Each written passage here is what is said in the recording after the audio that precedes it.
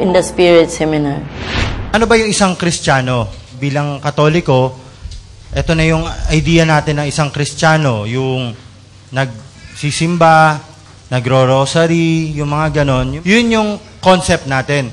Pero, hindi pala yun yung kabuuhan. Yung wrong concept na ginagawa mo lang to kasi minsan, ito ngayon sinasabi, dito tayo binabanatan ng mga ibang sekta. Kasi ang sagot natin lagi, bakit ka ba Katoliko? Bakit ka Kristiyano? Kasi namulat na lang ako doon. Sinasabi nga nila, paano pag namulat ka, may muta? Hindi mo alisin? Di ba? Hindi mo itatama? Amen? Ba't ka ba Kristiyano? Ba't ka ba nasa Children of Light? Di ba? Wala, gusto ko lang masaya doon. Di ba? Hindi yun eh. Hindi yun yung concept doon. Kaya ka nandito. Kasi yung saya, kasi masaya dito, may sayawan. Magagaling yung nagsasalita. Di ba parang, pag yun lang ang concept mo ng isang Kristiyano, hindi ka tatagal. Kasi kung ang concept mo, talagang alam mo kung bakit ka nandito, yun, doon ka tatagal sa service kay Lord. Hindi natin sinasabing mali yung nagmamas ka, pero hindi lang yung pinaka-essence, yung concept talaga. Okay yun, pero may mas deeper pa. Usually kasi, nung hindi pa kayo nag-attend, eto lang. Di ba? Wala eto. Bakit daw pag wala eto, kulang? Di ba marami naririnig nyo pagkatapos nyo na mag-retreat? Mabait pa yan, kakatapos lang mag-retreat. Di ba? Maganda ba yun? Di ba? Parang, mga after 4 days, babalik na yan. Mawawala na to. Kumbaga, bumabalik sa dati nyo. Pero sa LSS na to, pipilitin natin mag-journey with God na eto, hindi lang eto ang sumasaklaw. 2 qualities ng union. Perfect union. Consistent union. Ano ba ang pagkakaiba nung dalawa? Yung perfect, you might be perfect lang, yung feeling mo ng Kristiyano, parang state, yung kalagayan mo ngayon. Amen? Maganda ka ngayon, o kaya mabait ka ngayon, yung sasabi ko sa inyo, pagkatapos ko mag-retreat, di ba? Mabait ako ngayon, 3 araw. Pero, ang problema, walang consistency. Alam niyo yung consistent?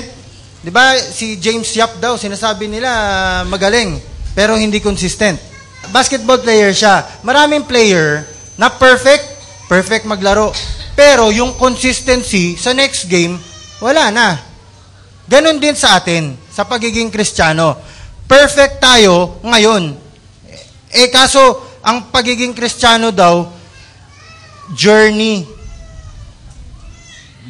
siya. Biyahe siya na dapat, mabait ka ngayon, kinabukasan, hindi ka na mabait, kinuha ka ni Lord. Paano yun? Diba? Journey natin. Ano ba sinasabi ng banal na kasulatan?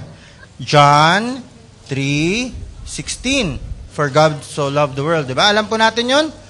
Alam nga natin yun, nababanggit natin, nagkakaroon ng mga kanta, pero alam po ba natin talaga yun? Amen?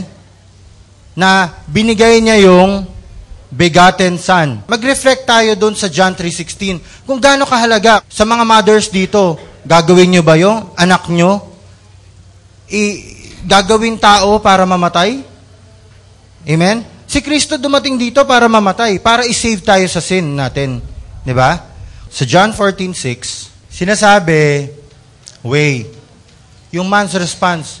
Yung way kasi natin, yung kaparaanan natin minsan. Sa probinsya kasi madalas yung pagkatapos ng misa, sabong. Mukhang iba yung way. Yung truth kaya. Minsan kasi yung truth ngayon, yung truth na gusto natin, amen? Yung gusto natin marinig na truth. Paano pag masakit na yung dapat na totoong gustong pagawa sa atin ng Diyos? Ay, hindi ko yata matatanggap yun. Kasi hindi yun yung truth na gusto ko. Amen? Hindi madaling maging Kristiyano.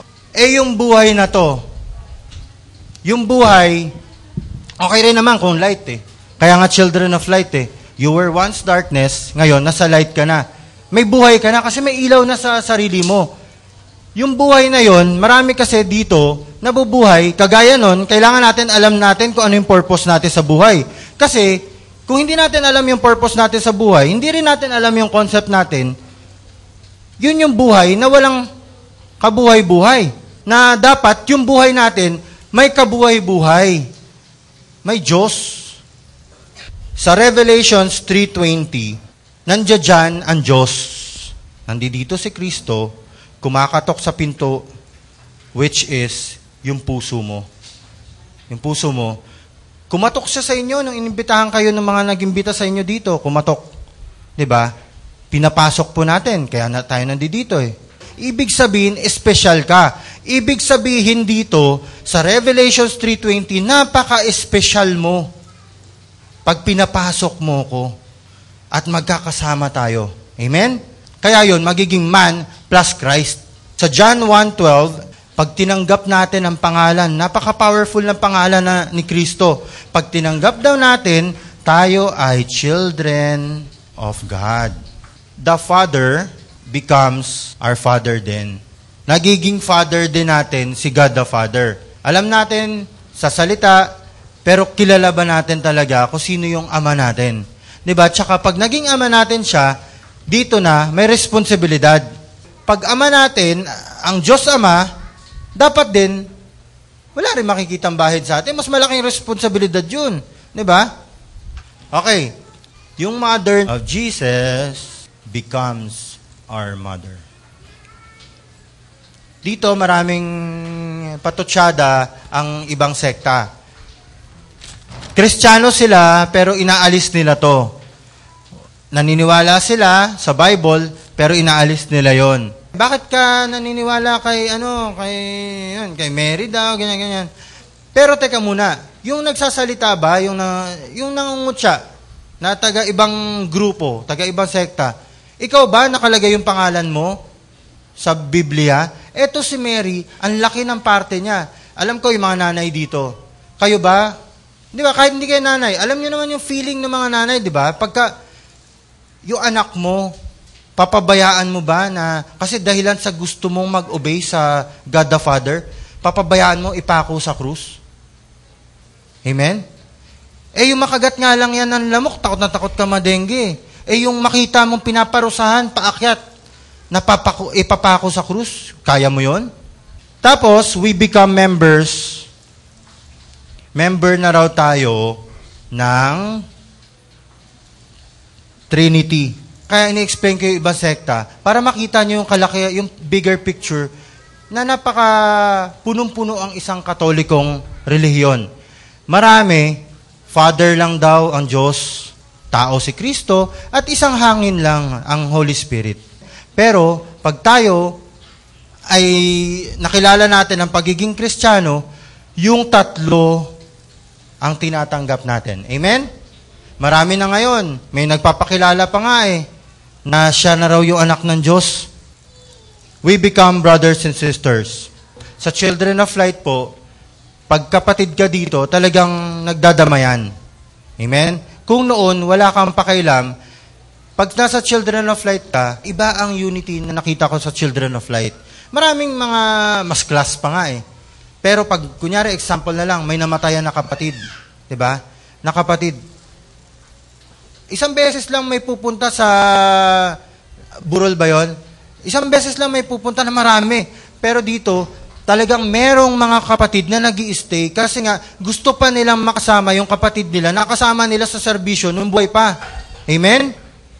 Ganon din. May karamay ka sa pag isang Kristiyano ka, lalo pag member ka na community. May karamay ka. Ayaw nyo ba nun?